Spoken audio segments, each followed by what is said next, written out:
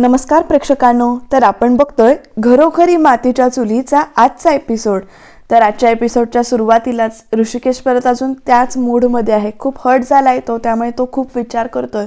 तो म्हणतोय की मी नानासाहेबांवर शंका घेतली, आईसाहेब म्हणजे पार्वती आईबद्दल शंका घेतली, आईला कसं पण बोललो, नानासाहेबांना कसं पण बोललो आणि या सगळ्याचं मला प्रचंड गिल्ट आलंय आणि कधीही माझ्या डोक्यातून ही सल जाणार नाही आणि मला ना एक परकेपणाची भावना येते। तर इथे जानकी म्हणते, कसला परकेपणा, कसलं काय तुम्ही बोलताय, हा शब्द परत तुम्ही काढायचा नाही आहे तुमच्या तोंडातून। आणि नानांचं सुमित्राईंचं आपल्यावर खूप प्रेम आहे, आपण त्यांच्या प्रेमामध्ये राहायचं आहे, त्यामुळे ही परकेपणाची भावना तुम्ही काढायची नाही आहे, आपण आपले आहोत असं ती समजावत असते त्याला। आणि तुम्ही आता हा विचार करू नका, तुम्ही आवरा आणि तयार व्हा, ऑफिसला जा असं ती सांगते। तर इकडे ती चहा घेऊन आली सुमित्राईंना आणि नानासाहेबांना। नानासाहेब विचारतायत, ऋषिकेश कसा आहे ग, काय कसा आहे तो असं ते विचारतायत। तेव्हा जानकी म्हणते की फार बरे नाही आहेत ते, त्यांच्या मनावर खूप मोठा आघात झाला आहे आणि परकेपणाची भावना येते त्यांच्या मनामध्ये। त्याहीपेक्षा जास्त त्यांना असं सारखं वाटतंय की माझ्या देवासारख्या नानासाहेबांवर मी शंका घेतली, त्यांना वाटेल तसं बोललो, पार्वती आईचा आणि त्यांचा संबंध वेगळ्या प्रकारे जोडला आणि या सगळ्याचं गिल्ट त्यांना प्रचंड आलं आहे आणि त्यामुळे ते खूप खचून गेलेत, नाही सावरत आहेत ते अजून आणि त्यांना सावरायला खूप वेळ लागेल या गोष्टीसाठी। पण आपण बघू काय होतंय, त्यातनं प्रयत्न करूया, त्यांना सावरायला बघूया। आणि त्यांना या गोष्टीचा विश्वास बसत नाही आहे अजून की आपली सुमित्राई ही आपली जन्मदात्री आई नाही आहे, या गोष्टीचा त्यांना विश्वास बसत नाही आहे, त्यामुळे ते खूप हादरलेत आणि खूप त्रास करून घेत आहेत ते। आणि इतकं खचलेलं मी त्यांना आजपर्यंत कधी बघितलं नव्हतं असं ती सांगते। तर सुमित्राई पण इथे रडायला लागतात आणि म्हणतात की हेच मला नको होतं, परकेपणाची भावना येणार, पोरकेपणा जाणवणार आणि त्यामुळे तो खूप हादरणार, ही सल लागणार त्याच्या मनात, म्हणूनच मला त्याला हे सांगायचं नव्हतं। हा जो काही बाण बसला आहे तो त्याच्या वर्मावर बसणार हे मला माहिती होतं आणि म्हणून इतके दिवस हे सत्य मी लपवलं होतं। तर नानासाहेब म्हणतात, हे बघ, त्याला जे काही सत्य कळलं होतं ते बाहेरनं कळलं होतं आणि ते अर्धसत्य कळलं होतं आणि समज त्याला जर हे सुद्धा बाहेरनं कळालं असतं की तो सावत्र मुलगा आहे किंवा आपला खरा जे सावत्र मुलगा आहे हे जर त्याला बाहेरनं कळालं असतं तर त्याला खूप त्रास झाला असता, म्हणूनच मी हे सांगायचा विचार केला असं ते सांगतात। आणि सुमित्राई म्हणतात की आता तू त्याला सावर, तो जे काही हादरलाय त्याला तू सावर आणि या सगळ्यातनं तू बाहेर काढ त्याला, असं सुमित्राई जानकीला सांगतात।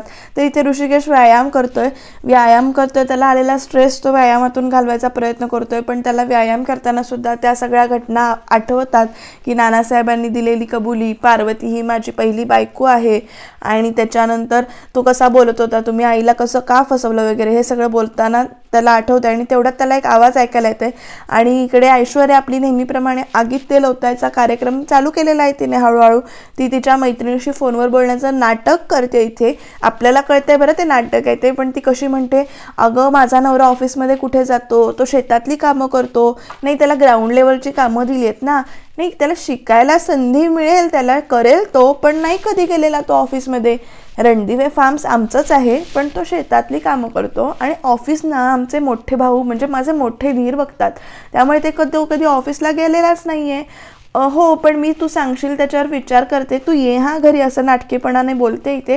आणि आडून ती ऋषिकेशला सांगायचा प्रयत्न करते की तुम्ही सारंगवर अन्याय केलाय आणि हे सगळं आता ऐकतोय ऋषिकेशवरनं की ही कशी सांगते ऐश्वर्या की सारंगला आम्ही शेतातच काम करतो, तो ऑफिसमध्ये जात नाही वगैरे, असं ती रंगून जे काही टोमणी मारल्यासारखं सांगते ते ऐकून इथे ऋषिकेश मात्र विचारात पडला आणि तो म्हणतोय, खरंच मी आजपर्यंत सारंगवर अन्याय केला आहे का, म्हणजे त्याला ऑफिसमध्ये न येऊ देऊन आपण आता ह्याच्यात काहीतरी बदल केला पाहिजे असं त्याला इथे जाणवतंय बहुतेक। आणि ती ऐश्वर्या हे मुद्दामूनच त्याला ती टोचून बोलल्यासारखं करते आणि हे सगळं बोलणं इथे जानकीसुद्धा ऐकते ऐश्वर्याचं आणि ही दोघं एकदम काय ठरवतात माहिती नाही। आणि अचानकच ते खाली येतात तयार होऊन, तेव्हा सारंग इथे गुलाबबरोबर बागेत काम करतोय, म्हणजे त्यांनी जी काही रोपटी लावली होती त्याला आता ती चांगली वाढीला लागलेत आणि मग ती दुसरीकडे तो लावणार आहे। आणि असं तो काय बोलतोय की आता ह्याला खत चांगलं घालूया, आपण हा प्रयोग केलाय तो चांगला झालाय, शोभेची झाडं आहेत ती आपण गेटवर लावूया, शेणखत घालूया वगैरे, असं ते त्यांचं बोलणं चालू आहे। आणि तेवढ्या तिथे ऋषिकेश जानकी दोघं सुद्धा खाली येतात आणि म्हणतात, सारंग भाऊजी शेणखत तुम्ही घालू नका, आपण दुसरीकडनं घालून घ्या, तुम्ही आज ऑफिसला या असं सारंगला ऋषिकेश सांगतो की सारंग तू आजपासून ऑफिसला ये. तर सारंग म्हणतो मी आणि ऑफिसला मी कशाला, मी शेतीत काम करतो ना रे, पण मला आवडत नाही तू ऑफिस बघायचं आणि मी शेती करायची, हे आपलं ठरलंय ना. पण तरीसुद्धा इथे ऋषिकेश ऐकायला तयार नाही आणि तू ऑफिसला यायचंच असं तो सांगतोय. तर जानकीसुद्धा त्यांची बाजू घेते आणि म्हणते की सारंग भाऊजी तुम्ही आजपासून ऑफिसमध्ये जावा, ऑफिसमध्ये काम करा आणि इकडचं काम आहे ते गुलाब आणि आपण माणसं लावून करून घेऊया. असं म्हटल्यावर तो म्हणतो की अगं पण मी कधी गेलेलोच नाही ऑफिसमध्ये, तो माझा प्रांत नाही. तर इथे तो खूपच विनवण्या करते की मला नाही यायचं ऑफिसमध्ये, मला शेतीतली कामं आवडतात, मी ती बघतो, दादा तू बिझनेस बघ, असं आजपर्यंत आपण करत होतो ना आणि मला नाही भीती वाटते, मला नाही जमणार असं तो इथे सांगायचा प्रयत्न करत असतो. आणि इथे जानकीसुद्धा त्याला समजावायचा प्रयत्न करत असते की तू ये ऑफिसमध्ये, तुम्ही जावा ऑफिसमध्ये, करा काम, शिका. ऋषिकेश म्हणतो तुला जमत नाही पण तुला सुद्धा शिकायला पाहिजे, बिझनेसमधली कामं तुला करता आली पाहिजेत वगैरे असं तो इथे त्याला समजावत असतो. आणि सारंगला मात्र कळत नाही आहे की हे नेमकं असं काय चाललं आहे, मला येत नाही, मला जमणार नाही असं तो म्हणत असतो. आणि तेवढ्यात तिथे बघा आपल्या ऐश्वर्याने एंट्री घेतली आणि ऐश्वर्या अगदीच सारंगच्या बाबतीत गोडगोड बोलते आणि सांगते की मला पण वाटतं तुम्ही ऑफिसमध्ये जावं, असं माझ्यासाठी जाल ना, म्हणजे तुम्ही शिका, मला आवडेल तुम्ही ऑफिसमध्ये गेलेलं, कुठल्या बायकोला नाही आवडणार आपल्या नवरा ऑफिसमध्ये गेलेला असं ती म्हणते. आणि प्लीज जाल ना तुम्ही माझ्यासाठी असं वगैरे इथं त्याला गोड गोड बोलायचा प्रयत्न करते. आणि इथे जानकी आणि ऋषिकेशच्या एका बाजूने की नाही अशी ती मी गोड आहे, मी ह्याच्यात माझा काही दोष नाही असे लुक्स देऊन ना ती बोलायचा प्रयत्न करते. आणि ऋषिकेश सुद्धा ऐश्वर्याची बाजू घेतो, तिच्यासाठी तरी तू चल ऑफिसमध्ये असं तो इथे त्याला सांगतो. आणि सारंग म्हणतो ठीक आहे तुमच्या सगळ्यांची इच्छा असेल तर मी येतो ऑफिसमध्ये, करतो काम. ऐश्वर्या म्हणते सारंगच्या बाबतीत तर माझा बाण बरोबर लागलाय, आता बघू पुढे. तर इथे सुमित्राई देवघरात देवांची पूजा करतायत आणि तेवढ्यात ना इथे ऐश्वर्या फुलं घेऊन येते आणि म्हणते की आई आजपासून ना मी तुमच्यासाठी फुलं आपल्या बागेतली फुलं आणे ना. तर आई म्हणतात अगं तू आपल्या बागेतली फुलं काढलीस, सारंगला विचारलंस का? नाही, त्याच्या आपल्या बागेत ना काही काही प्रयोग चालू असतात त्यामुळे सारंगला विचारून करत. म्हणते हो मी सारंगला विचारूनच फुलं आणलेत, पण आता इथून पुढे ना सारंग बागेत नसणार आहे. तर म्हणजे आई म्हणतात असं का? नाही तो ऑफिसमध्ये जाणार आहे ना असं म्हणून ते सांगतं. आणि काय सारंग ऑफिसला जाणार आहे, पण का?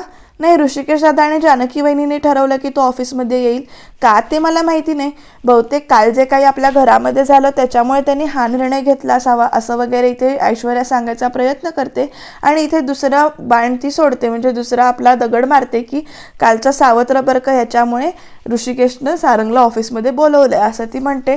पण तिथे ती सुमित्राई परत विचारत असतात ऐश्वर्याला की असं का केलं ऋषिकेशनं, काय झालंय नेमकं? तर मला ते खरंच माहिती नाही हो आई, असं एकदम साधा भोळा चेहरा करते. आणि सुमित्राईंच्या डोक्यामध्ये इथे शंका सोडून देते आणि सुमित्राई लगेच येतात, नानासाहेबांना भेटतात. आणि इकडे ऐश्वर्या बघा कशी आपलं दुसरा प्लॅन पण सक्सेसफुल झाला या विचारात ती आपली इकडे बसलेली आहे देवाजवळ. सुमित्राई नानासाहेबांना सांगतात तर ऋषिकेशनं असं सारंगला ऑफिसमध्ये बोलवले. नानासाहेबांना पण धक्का बसतो की हे नेमकं नवीन काय चालू आहे, कारण ऋषिकेशनं ऑफिस बघायचं आणि सारंगनं शेती बघायची हे ठरलेलं आहे आणि दोघंही आपापल्या क्षेत्रामध्ये उत्तम काम करतायत. आणि असं असताना आज एकदम ऋषिकेशनं असा निर्णय का घेतला असावा, म्हणजे ऋषिकेश जानकी या दोघांनी असा निर्णय का घेतला असावा, नाही आपल्याला बोललंच पाहिजे असं म्हणतात. आणि दोघं जण इथे बाहेर येऊन बसतात. असं शहराचा एक लुक दाखवला आहे आपल्याला दरवेळी चेंज करताना. तर इथे दोघं जण येऊन हॉलमध्ये बसली आहेत. जानकी सगळ्यांना चहा देते आणून. तेवढ्यात नानासाहेब जानकीला प्रश्न विचारतात, जानकी हे काय ठरवलंय तुम्ही, म्हणजे सारंगने ऑफिसमध्ये यायचं हा निर्णय तुम्ही का घेतलाय? तर इथे जानकी समजावायचा प्रयत्न करते नानासाहेबांना की हो म्हणजे ऋषिकेशने हा निर्णय घेतलाय, तो का घेतलाय हे मी सुद्धा त्यांना विचारलं नाहीये, कारण आता त्यांची जी काही मनस्थिती आहे त्या मनस्थितीनुसार ते वागतायत, त्यांना सावरायला अजून वेळ लागेल. मला माहिती आहे तुम्ही खूप प्रेम करता त्यांच्यावर, पण त्यांना ना अशी उपकाराची जाणीव होतीये आणि ते ह्याच्यातनं बाहेर पडू शकत नाही आहेत की नानासाहेबांवर मी आरोप केला ह्या गिल्टमधनं ते बाहेर येऊ शकत नाही आहे. त्यामुळं तुम्ही सुद्धा एकदा त्यांना त्यांच्या जागेवर जाऊन बघा, विचार करा की ते खूप हर्ट झालेत आणि त्यांना सावरायला आपण थोडा वेळ दिला पाहिजे ना. होतील ते हळूहळू व्यवस्थित आणि काहीतरी ह्याच्यातनं चांगलंच बाहेर पडेल, तुम्ही काळजी करू नका, आपण फक्त त्यांच्या कलानुसार घेऊया असं तिथे त्यांना समजावायचा प्रयत्न करते. आणि जानकी खूप म्हणजे बायकोची भूमिका आपली चांगल्या रीतीनं बजावते बरं काही ते, की त्याची बाजू घेणं असो किंवा त्याला समजून घेणं असो, हा सगळा प्रकार ती खूप छान व्यवस्थित करते आणि सुमित्राईंना पण सांगते की टेन्शन घेऊ नका, हळूहळू ते नक्की या गोष्टीतून बाहेर पडतील, तुम्ही काळजी करू नका असं ती सांगते. फक्त जरासा वेळ जाऊ द्या आणि जे काही ते ऋषिकेश त्यांच्या कलेनं करतायत, त्यांच्या मनानं करतायत ते होऊ द्या. पण नानासाहेब म्हणतात मग शेतीतली कामं कोण बघणार? आणि ह्या वाक्यावर ऋषिकेशनं एंट्री घेतली आणि तो म्हणतोय की मी शेतीतली कामं बघेन. आणि इकडे बघा प्रेक्षकांनो, अगदी असं वेगळ्या पद्धतीनं सारंगला तयार होताना दाखवलंय बरं का. त्यानं असं ब्लेझर घातलंय, कपाळ डोक्यावरनं असा ब्रश फिरवतोय, हातात घड्याळ बिड्याळ घातलंय, सूट बूट म्हणजे असं ब्लेझर प्रॉपर हँडसम दिसतोय बरं का तो. आणि इकडे ऐश्वर्या लगेच त्याचं कौतुक करते, काहीतरी कमी आहे, काहीतरी कमी आहे, इथेच उभं राहावं बरं तुम्ही असं ती सांगते. आणि तेवढ्यात ना ती टाय काढते आणि इथे त्याला बांधते. तेवढ्यात ऋषिकेश सारंग म्हणतो अगं दादा कुठे टाय बांधतो, मला नाही हे सगळं आवडणार.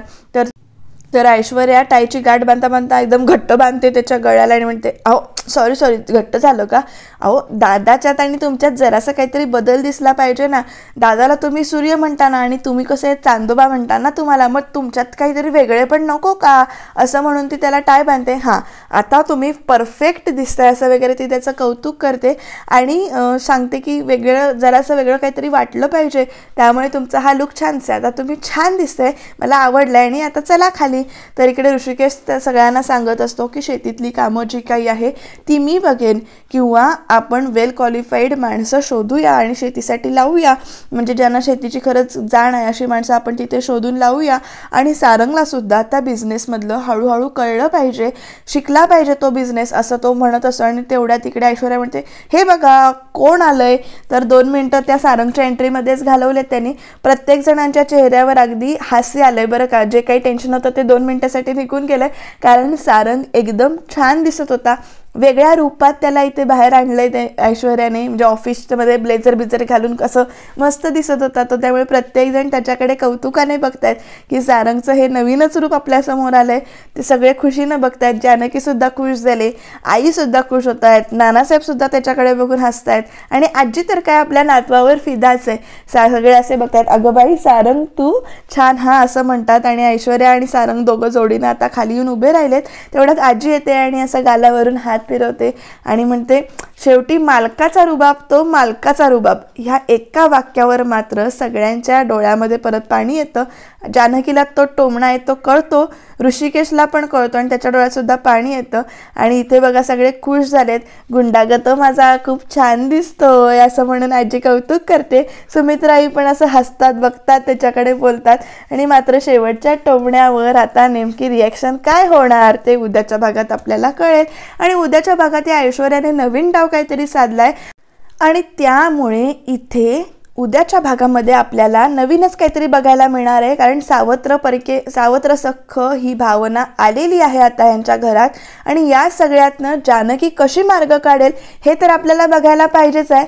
आणि जानकीला प्रश्न पडलाय की ऋषिकेश मुद्दामून असं वागतायत हे असं आईना वाटायला लागलंय का? नेमकं काय होईल उद्याच्या भागात? आजीसुद्धा काहीतरी तेल होते ते बघण्यासाठी तुम्ही चॅनलला प्लीज सबस्क्राईब करा.